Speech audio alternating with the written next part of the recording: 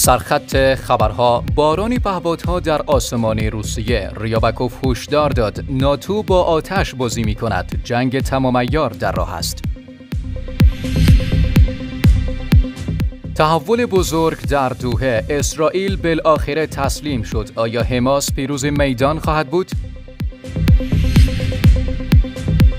پزشکیان با لحن تند و بی‌سابقه درباره مهاجران افغان واکنش نشان داد. و چین در آستانه یک جنگ بزرگ، واقعیت پنهان از آمادگی نظامی پکن. سلام و وقتتون بخیر همراهان گرامی، به یک بسته خبری خوش آمدید. به نقل از خبرگزاری ریا نووستی، وزارت دفاع روسیه امروز با صدور بیانیه از سرنگونی پهپادهای اوکراینی بر فراز دو منطقه خبر داد. وزارت دفاع روسیه گزارش داد از ساعت 8:30 تا 11:30 به وقت مسکو 10 پهپاد اوکراینی دیگر بر فراز مناطق بریانسک و اسمولونتسک منهدم شدند. در بیانیه وزارت دفاع روسیه آمده است که مسکو مقابله با اهداف متخاصم بر فراز آسمانی این کشور را در صدر برنامه‌های خود قرار داده است. از سوی دیگر نیروهای مسلح اوکراین با استفاده از سامانه موشکی چند منظوره همارس به مرکز دونتسک حمله کردند. در همین حال سرگئی ریابکوف، معاون وزیر امور خارجه روسیه، عصر شنبه در گفتگویی بیان کرد آنچه پیش از چرخش غم‌انگیز وقایع در اوکراین و آغاز عملیات ویژه نظامی رخ داد، همان جایی است که علل و ریشه‌های وضعیت فعلی در آن نهفته است. طبق گزارش خبرگزاری تارس، معاون وزیر خارجه روسیه تاکید کرد برای مدت بسیار طولانی ما به دنبال راه حل‌های جایگزین بودیم و هر بار اوکراینی‌ها با شکست مواجه شدند. در مورد توافقنامه‌های مینسک آنها قاطعانه از اجرای آنها خودداری کردند. در مورد مسائل مربوط به امنیت یورو آتلانتیک، بلوک غرب به رهبری ایالات متحده و ناتو به طور کلی برای دهه‌ها تمایلی برای دادن حتی کوچکترین امتیازی نداشتند. و افزود این ما نبودیم که به ناتو نزدیک می شدیم، بلکه ناتو به ما نزدیک می شد و همه چیز به طرزی غم‌انگیز و دردناکی پایان یافت. روزنامه عبری زبانی هآرتز به نقل از یک منبع سیاسی مطلع از روند مذاکرات اعلام کرد که این رژیم برخلاف توافقات پیشین برای نخستین بار با حماس درباره امکان پایان جنگ مذاکره می‌کند. هآرتز افزود که توافقات گذشته همواره درباره آزادی اسرای صهیونیست در برابر اسرای فلسطین و مسائل مربوط به ورود کمک‌ها و نحوه عقب نشینی از غزه بود. اما این بار صحبت درباره پایان دادن به جنگ است و به همین دلیل مذاکرات و توافقات بسیار پیچیده است. به نوشته این روزنامه، مذاکرات اکنون شامل مسائل زیر است: این جنگ چگونه پایان خواهد یافت؟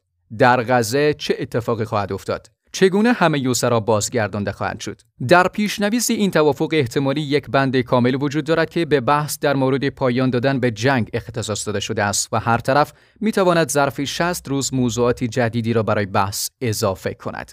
هآرتز تصریح کرد که انتظار نمی‌رود هیئت مذاکره کننده اسرائیلی که حدود 2 هفته است در قطر به سر میبرد به این زودی‌ها بازگردد و مذاکرات در آستانه فروپاشی نیست و هر دو طرف در این مرحله همچنان به آن متعهد هستند. بر این اساس ماندن هیئت مذاکره کننده اسرائیلی در دوحه طی این مدت نشانه مثبتی از تداوم مذاکرات و امکان دستیابی به پیشنویس توافق است، اما هنوز استیو ویتکاف، فرستاده آمریکا که قرار است هدایت این مرحله را بر عهده داشته باشد، وارد دوحه نشده است. مسعود پزشکیان با لحن تند درباره موضوع مهاجران افغانستانی واکنش نشان داد و گفت شهروندان افغانستانی برادران و خواهران ما هستند و آنچه در حال انجام است اقدام ضروری برای ساماندهی حضور آنها در ایران است که در نهایت به نفع خودشان خواهد بود. تأکید شده که این اقدامات باید با احترام کامل و آرامش پیش برود و در این زمینه به وزیر کشور هم تذکرات لازم داده شده است. پزشکیان با انتقاد از کسانی که مدعی دلسوزی‌اند گفت این افراد نباید چشم خود را بر کشتار زنان و کودکان بیگناه، بسته شدن راه ورود غذا و دارو و گرسنگی دادن ببندند و در عوض در موضوع ساماندهی مهاجران افغان به حقوق بشر به عنوان یک ابزار سوء استفاده کنند. رئیس جمهور افزود مردم ایران با وجود اختلاف نظرها ثابت کردند که حاضرند جانشان را برای کشور فدا کنند و نباید نظر مخالف را به معنی دشمنی دانست. باید با حق، انصاف و عدالت به همه خدمت کنیم و اجازه ندهیم دشمنان بین مردم و حاکمیت فاصله بندازند. پزشکیان در پایان تاکید کرد که نوبتی ماست با خدمت صادقانه و بی‌منت توطئه‌های دشمن را خنثی کنیم و همه مردم را با هر قومیت، جنسیت و باور مورد حمایت قرار دهیم. چین در سالهای اخیر تلاش‌های گسترده‌ای برای تقویت ارتش خود انجام داده است. تحت رهبری شی جین پینگ، ارتش آزادیبخش خلق چین ساختار خود را بازسازی کرده، نیروهای زمینی را کاهش داده و سرمایه‌گذاری سنگینی روی فناوری‌های پیشرفته مانند هوش مصنوعی، جنگ سایبری و تسلیحات مافوق‌الصوت انجام داده است. نیروی دریایی چین حالا بزرگترین نیروی دریایی جهان از نظر تعداد کشتی‌هاست و دارای ناوهای هواپیمابر پیشرفته‌ای مانند شاندونگ و فوجیان است. همچنین نیروی هوایی با جت‌های نسل پنجم و پهپادهای مدرن تقویت شده است. در حوزه جنگ سایبری و فضایی نیز چین توانایی‌های چشمگیری کسب کرده است. با این حال، ارتش چین تجربه عملیاتی واقعی چندانی ندارد و هماهنگی بین بخش‌های مختلف هنوز یک چالش جدی است. تمرینات نظامی اغلب نمایشی است و ممکن است آمادگی واقعی جنگ را نشان ندهد. علاوه بر این، گزارش‌هایی درباره فساد و مشکلات روحیه در بین سربازان منتشر شده است. چین به ویژه در موضوع تایوان تهدید به استفاده از نیروی نظامی کرده است، اما حمله به تایوان نیازمند عملیات پیچیده و توانایی مقابله با مداخله احتمالی آمریکاست. تحلیلگران معتقدند چین تا چند سال آینده ممکن است توان انجام چنین عملیاتی را داشته باشد، اما موفقیت آن تضمین شده نیست.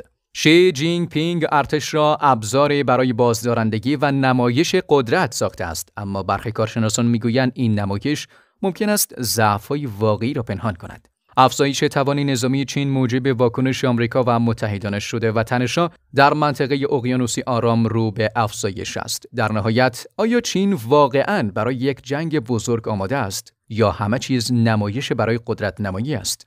این سوالی است که آینده نظم جهانی به آن پاسخ خواهد داد. خیلی ممنون که تا پایان این بسته خبری همراهی ما بودید. لطفاً نظرات، پیشنهادات و انتقادات خود را در بخش کامنت با ما به اشتراک بگذارید. و اگر دوست دارید همیشه به روز باشید، حتماً کانال ما را مشترک یا سابسکرایب کنید و زنگوله را فعال نمایید. تا خبری بعد، شب و روزتان خوش.